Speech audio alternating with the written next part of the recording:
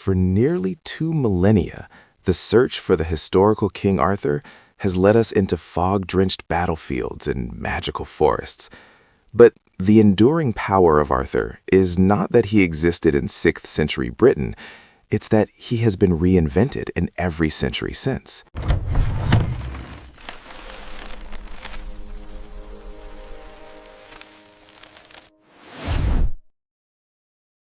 The legend of King Arthur is more than a tale of knights, magic, and a shining kingdom. It is a cultural anchor point spanning over 1,500 years. It embodies ideals of chivalry, political order, tragic betrayal, and the cyclical nature of civilization. But who was Arthur? Did he even exist? The answer lies not in a single historical account, but in the evolving narratives crafted by chroniclers, poets, and storytellers who have shaped the core legend from a murky battlefield leader into the definitive image of the righteous king. We embark now on a chronological journey to trace the evolution of this extraordinary myth, from the early British resistance to the modern fantasy epic. The traditional time frame for a historical Arthur places him in the turbulent sub-Roman Britain of the 5th and 6th centuries. After the Roman legions withdrew, Britain was fragmented, facing relentless invasion from Anglo-Saxon tribes pressing westwards. This was a brutal era, characterized by local warlords, fading Roman institutions, and desperate resistance. If an Arthur existed, he would have been a military commander, a Romanized Briton leading cavalry units, a far cry from the medieval monarch we imagine, fighting to maintain Romano-Celtic culture against the advancing invaders. Our earliest potential reference comes from the 6th century cleric Gildas in his polemical work De Excidio et Conquestu Britanniae, The Ruin and Conquest of Britain. Gildas describes the decisive British victory at the Battle of Mount Badon, which brought a period of peace. Crucially, however, Gildas never mentions Arthur by name. This historical silence is significant. If Arthur were the great hero leading this victory, it is odd that the most contemporary account fails to credit him, suggesting that if he existed, he was not yet the singular figure of renown. 3 centuries later, Arthur finally appears in the written record. The Historia Brittonum, traditionally attributed to the Welsh monk Ninnius, lists 12 battles fought by a leader named Arthur. Here he is designated not as a king, but as a dux bellorum, a leader of battles, confirming his role as a military chief. The text credits him, and the cross he bore, with the victory at Mount Badon. This record, while still far removed from the actual events, solidified Arthur's identity as the successful military coordinator of the British resistance, laying the groundwork for his legend. Further confirmation of Arthur as a distinct figure appears in the Welsh Chronicle, the Annales Cambriae. This text notes 2 specific dates, the Battle of Badon in 516 AD and the Battle of Camelot in 537 AD, stating that Arthur and Medrawd tragedy stemmed from a personal rivalry rather than an external enemy. These early Welsh sources collectively define Arthur's timeline, a heroic rise followed by a catastrophic fall. The Arthurian legend, as we know it, truly explodes with Geoffrey of Monmouth's Historia Regum Britannia, History of the Kings of Britain. Writing in the 12th century, Geoffrey presented Arthur not as a warlord, but as a magnificent continental-style king. He synthesized earlier Welsh material with elaborate fabrication, providing Arthur with a full biography: Uther Pendragon, the wizard Merlin, the sword Caliburn, the conquest of Europe, and the final fatal battle against his traitorous nephew Mordred. This book was an immediate sensation across Europe. Geoffrey's work established the core narrative machinery. Merlin, the powerful and enigmatic prophet, becomes central to Arthur's very conception. He engineers the tryst between Uther Pendragon and Igraine, leading to Arthur's birth. This introduces the elements of destiny and magic that were largely absent in the earlier sources. Geoffrey also established the motif of Arthur's destiny, a king placed on the throne not just through strength, but through the guidance of powerful, otherworldly forces. The legend had officially transcended history. The next vital step in the legend's development came from the Anglo-Norman poet Wace, who translated and adapted Geoffrey's work into French verse in his Roman de Brut. Wace introduced the essential social structure of Camelot, the Round Table. Though not fully developed, the concept of a table where all seats were equal, signifying camaraderie and preventing disputes over precedence, became the enduring symbol of Arthurian chivalry.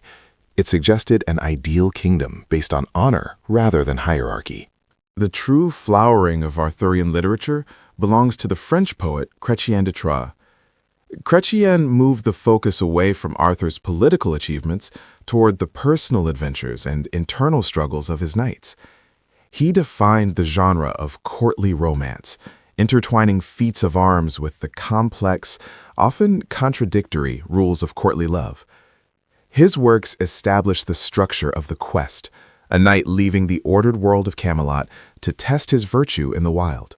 Chrétien's creation of Sir Lancelot du Lac had perhaps the most profound impact on the future tragedy of Arthur.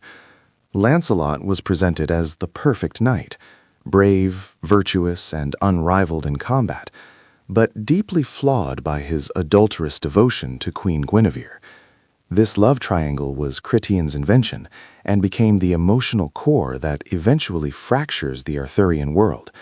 It signifies that even the most perfect societal ideal is vulnerable to human passion and betrayal. In his final, unfinished work, Percival, the Story of the Grail, Chrétien introduced the most enduring mystic element, the Holy Grail. Initially, the Grail was not explicitly defined as the cup used at the Last Supper, but rather a mysterious, glowing object carried in a procession through the Fisher King's castle, possessing ambiguous healing powers. This addition transformed the knight's secular heroism into a spiritual endeavor, creating a hierarchy where purity of soul mattered more than mere martial prowess. Following Chrétien, the poet Robert de Boron took the Grail legend and fully Christianized it.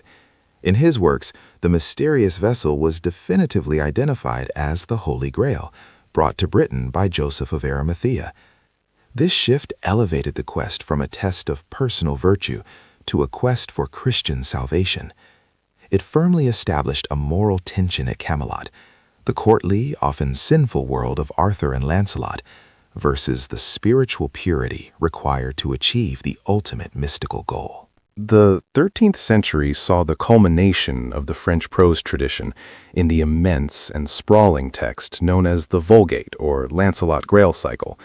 This anonymous set of 5 volumes unified and standardized the previously fragmented stories, providing intricate genealogies and detailed connections between all major characters. The Vulgate cemented the idea that Arthur's golden age was inherently fragile, designed by fate to lead to the tragic downfall caused by Lancelot and Guinevere's love.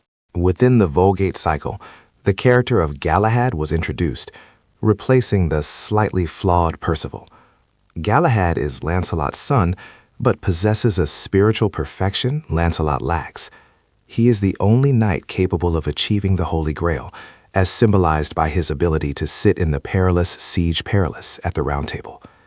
Galahad's success signifies a deliberate critique of courtly love, asserting that worldly fame and romantic passion must ultimately yield to divine piety. A subsequent revision, known as the post-Vulgate cycle, drastically altered the tone. Responding to the sprawling nature of the Lancelot narrative, the authors focused heavily on the tragic final events. The Grail quest is relegated to a short early chapter, and the bulk of the story is spent meticulously detailing the escalating conflicts, the expulsion of Lancelot, the war against Arthur, and the final devastating return of Mordred. This cycle solidified Arthur's reign as a magnificent but ultimately doomed enterprise. While French prose dominated, Arthurian themes also flourished in English verse. The masterpiece, Sir Gawain and the Green Knight, written by an anonymous poet, offers a more localized, deeply English perspective. The poem centers on Gawain's test of chivalry and honesty, blending folklore with sophisticated religious allegory. Unlike the moralizing French romances, this poem humanized Gawain, exploring the tension between courtly ideals and practical human failings, especially his momentary lapse in honesty. By the late Middle Ages, the importance of different knights evolved. Lancelot remained the physical ideal, Galahad the spiritual one, but figures like Gawain became relatable archetypes. He was heroic and loyal, but also passionate, flawed, and occasionally rash. This shift reflected a growing realism in literature. The perfect, untouchable hero gave way to the knight whose nobility was tested by recognizable human temptations and weaknesses, making the stories more resonant for a diverse audience. The ultimate synthesis of the Arthurian tradition was achieved by Sir Thomas Malory, who completed his work likely while imprisoned during the Wars of the Roses. Malory consolidated the vast, often contradictory French prose cycles into a single, cohesive narrative written in Middle English. He stripped away some of the heavy religious allegory of the Vulgate, focusing instead on the drama, the personal tragedy, and the powerful sense of nostalgic loss for Arthur's perfect kingdom. In 1485, Malory's work was printed and published by William Caxton under the title Le Morte d'Arthur. This moment was revolutionary. The arrival of the printing press meant the legend was standardized and widely disseminated in English, making it the definitive version for centuries to come. Caxton's book became the foundational text, ensuring that Malory's structure, from Arthur's birth and the establishment of the Round Table to the final death scene and the passing of Excalibur, became the canonical narrative. Following Malory, the Arthurian legend was briefly co-opted for political utility. The Tudor dynasty, particularly King Henry VII, sought to legitimize their claim to the throne by asserting their descent from Arthur. Henry named his first son Arthur, hoping to invoke the prophecy of the once and future king, uniting the fractured nation. While Arthur the Prince died young, this period shows how deeply the myth of the heroic British king was woven into the national consciousness, serving as a powerful symbol of legitimacy and unity. During the Age of Reason and the Enlightenment, the legends fell out of serious favor.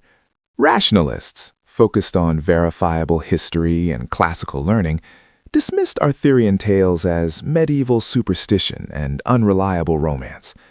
While poets like Milton considered an Arthurian epic, they often rejected it in favor of biblical or purely classical subjects. The focus shifted entirely away from magic and chivalry toward historical fact, leaving Arthur relegated mostly to folklore and marginalized regional interest. The 19th century witnessed a spectacular resurgence of the Arthurian myth, driven by the Romantic movement's profound nostalgia for the medieval past, chivalry, and high heroism. The Victorian era, grappling with industrialization and moral uncertainty, sought ethical guidance in the idealized order of Camelot. Arthur became a vehicle for discussing contemporary morality, duty, and the tension between individual passion and societal honor, setting the stage for the definitive poetic interpretation. Alfred Lord Tennyson, soon to become poet laureate, began his engagement with the myth early. His famous poem, The Lady of Shalott, captured the melancholy beauty and tragic consequence inherent in the Arthurian world, focusing on the isolated female figure who dares to look directly at the reality of Lancelot and the court. This and other early poems immediately brought the aesthetics and pathos of Camelot back into the popular literary mainstream, long before his major epic. Tennyson's masterwork, Idylls of the King, became the quintessential Victorian retelling. Structured as a series of narrative poems, Tennyson utilized the Arthurian frame to explore pressing Victorian concerns about morality, duty, and the failure of high ideals. Arthur is portrayed as a noble, perhaps overly trusting figure, whose moral purity is ultimately unable to withstand the corrosive effect of deceit and hidden sin spreading from the central betrayal of Lancelot and Guinevere. This cemented the theme of the inevitable internal moral collapse of a perfect state. The Pre-Raphaelite Brotherhood, a group of English painters, visually translated the Arthurian revival. Artists like Edward Burne-Jones and John William Waterhouse created lush, emotionally charged depictions of Arthur, Guinevere, and the knights. They focused intensely on medieval realism, symbolic color, and the themes of fate, doomed love and chivalric failure, popularizing a visually dense, romantic interpretation that remains highly influential on modern fantasy aesthetics. The 20th century brought new psychological depth to the myth. T.H. White's The Once and Future King provided a deeply humanistic, often humorous, yet ultimately tragic retelling. By focusing heavily on Arthur's youth and his education by Merlin, White explored the philosophical question of might versus right, and whether war can ever truly be justified. His work, profoundly influenced by the shadow of World War II, treated Arthur's failure as a noble, heartbreaking attempt to establish order in a chaotic, irrational world. The 1960 Broadway musical Camelot and the subsequent film focused intensely on the idealistic yet doomed political experiment of Arthur's reign. The production captured the hopeful energy and the subsequent tragic collapse, transforming the myth into a powerful metaphor for lost potential. It achieved unexpected cultural significance when the Kennedy presidency adopted the term Camelot to describe the idealistic but tragically cut short nature of his administration, showing the legend's unique capacity to frame modern political narratives. Contemporary retellings have polarized. On one hand, writers like Marion Zimmer Bradley offered feminist revisionism, shifting focus to female figures like Morgane and Guinevere.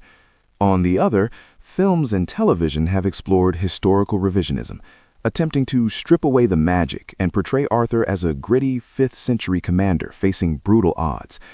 This constant reevaluation demonstrates the legend's malleability.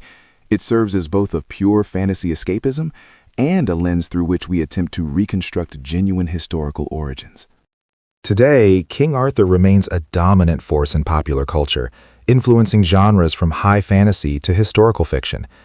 The enduring appeal lies in the universality of its themes, the challenge of leadership, the search for virtue, the pain of betrayal, and the promise of return.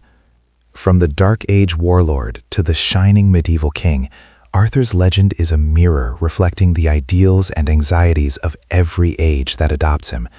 He truly is the once and future king, perpetually waiting for his culture to call him back to life. From the fragmented accounts of Nennius to the moral epics of Tennyson and the psychological depth of modern fiction, the Arthurian legend has proved infinitely adaptable. It survives because it tells the ultimate human story, the pursuit of a perfect ideal, and the tragedy that occurs when that ideal collapses under the weight of human frailty. Arthur, sword in hand, remains the symbol of hope and order, reminding us that even in defeat, the ideals of chivalry and justice can live on, waiting to be rediscovered by the next generation.